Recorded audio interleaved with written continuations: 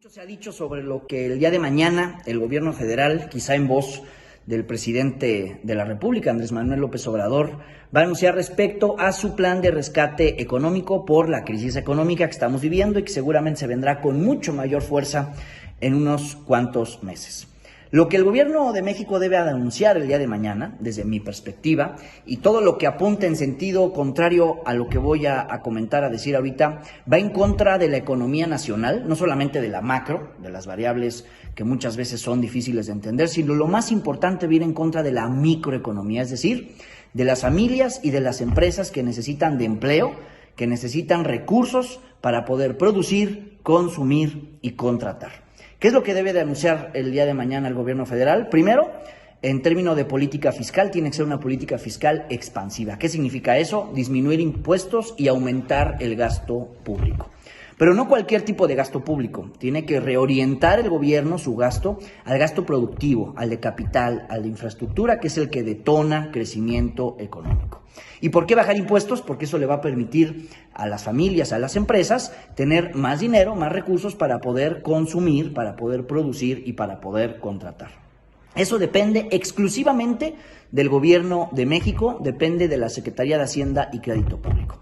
Y por el otro lado está la política monetaria, esa depende mucho más del Banco de México, pero no es extraño que entre la Secretaría de Hacienda y el Banco de México se pongan de acuerdo y puedan anunciar decisiones que justamente vayan en un mismo sentido, y eso es lo que se necesita para el día de mañana, que la política monetaria también sea expansiva. ¿Qué significa eso? Disminuir las tasas de interés e incrementar la oferta monetaria. ¿Para qué disminuir las tasas de interés? Que se ha venido dando esto en los últimos meses, para que el costo del dinero disminuya y entonces nos salga más caro ahorrar que consumir. Lo que tenemos que propiciar hoy más que nunca es incrementar la demanda agregada para que nuestro Producto Interno Bruto resurja, crezca. Recordemos que hemos tenido tasas cero, no hemos ni crecido ni decrecido.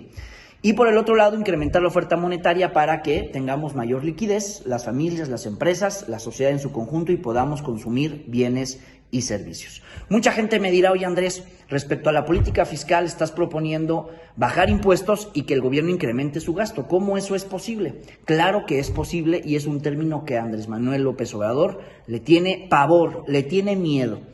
Y no es un término que per se sea malo utilizar, es el de la deuda pública. ¿Por qué no es malo per se utilizar la deuda pública? Porque en escenarios como el que estamos viviendo, en donde tenemos que gastar lo mismo o más y los ingresos del gobierno que llegan a través del pago de impuestos disminuye, la única manera de poder compensar esa diferencia es con la deuda pública.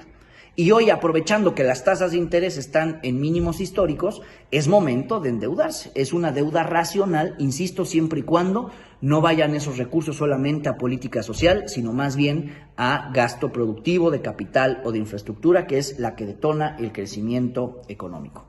Esto es lo que debe de anunciar el día de mañana el gobierno federal. Todo lo que no apunta en esta dirección va en contra de todas y de todos nosotros. Saludos, que estén muy bien, quédense en casa.